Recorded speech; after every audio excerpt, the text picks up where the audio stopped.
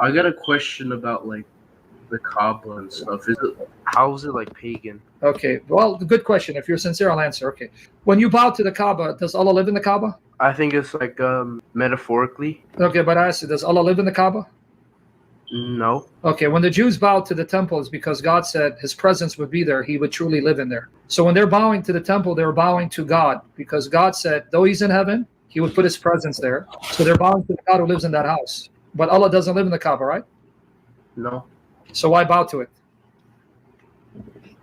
Or I'm not really sure. Maybe like veneration or. But why are you venerating a cube that was venerated by the pagans if God doesn't dwell there? The Jews, if you ask the Jews, this is in the Old Testament, their scripture, they will tell you, we bow to the temple because God said He lives there. So we're bowing to God who's there, while even in heaven, because He can fill heaven and earth, we're not bowing to the temple. But you're telling me you're bowing to the Kaaba and God is not there. Here, Matthew 23:21, here's what Jesus says.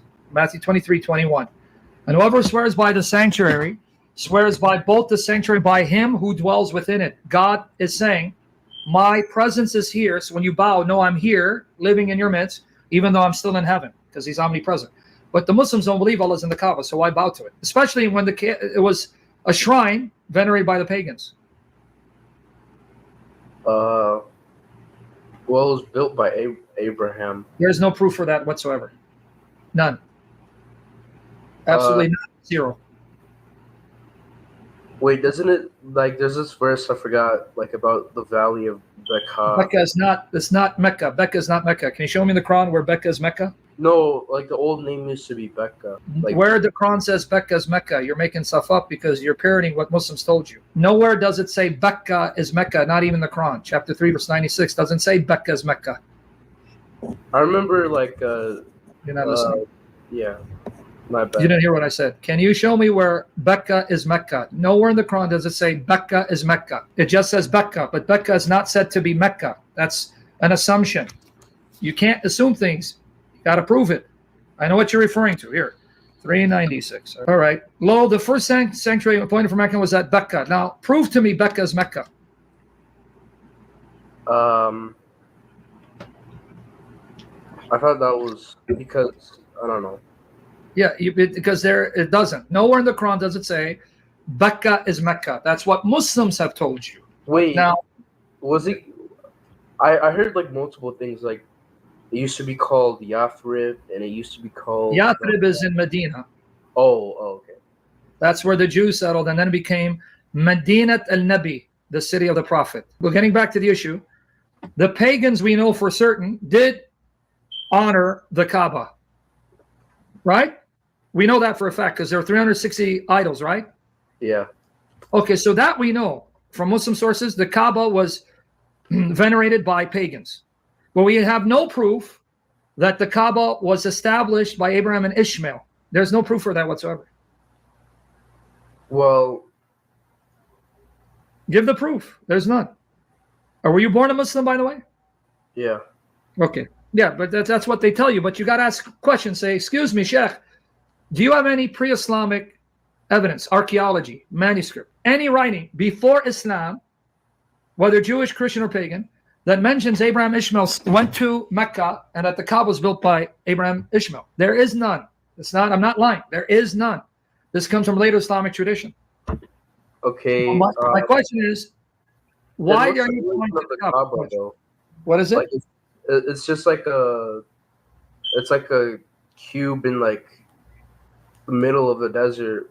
Yeah, because there are pagans who erected many Kaabas. Even your own traditions say there are many Kaabas. One was in Mecca, the other was at Taif. Kaabas were common because they erected shrines to gods and goddesses. Then wait, why are there none anymore though?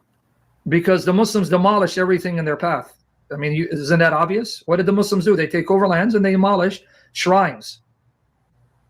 Oh, okay. Well, hold up.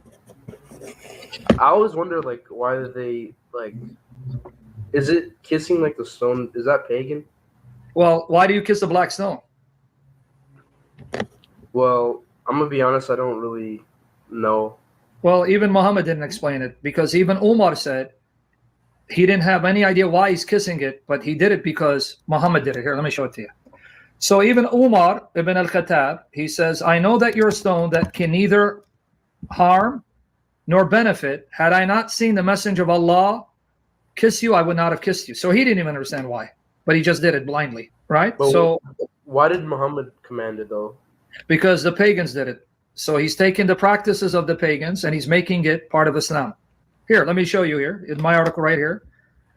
Did the pagans worship stones before Muhammad? Yep. Sahih Bukhari, volume 5, number 661. Narrated Abu Raja al-Utridi. We used to worship stones. And we found a better stone than the first one. We would throw the first one and take the latter. But if we could not get a stone, then we would collect some earth and then bring a sheep and milk that sheep over it and perform tawaf around it. When the month of Rajab came, we used to stop the military actions, calling this month the iron remover. For we used to remove and throw away the iron parts of every spear, and our arrow in the month of Rajab. Abu Raja added, when the Prophet sent with Allah's message, I was a boy working as a shepherd of my family camels. When we heard the news about the appearance of the Prophet, we ran to the fire, i.e. to Musaylima al-Khadab, the false prophet. But notice what they did. It was a common practice according to Muslim sources. Pagans worship stones. One of the stones is the black stone. So now here, Sahih Bukhari, volume 2, Sahih, number 667, narrated Abbas bin Rabia. Umar came near the black stone and kissed it and said, no doubt, I know that you are a stone and can neither benefit anyone nor harm anyone. Had I not seen Allah's apostle kissing you, I would not have kissed you. So why are you guys following a pagan practice? Yeah, I just like there's a lot of questions I have like wondering about like both religions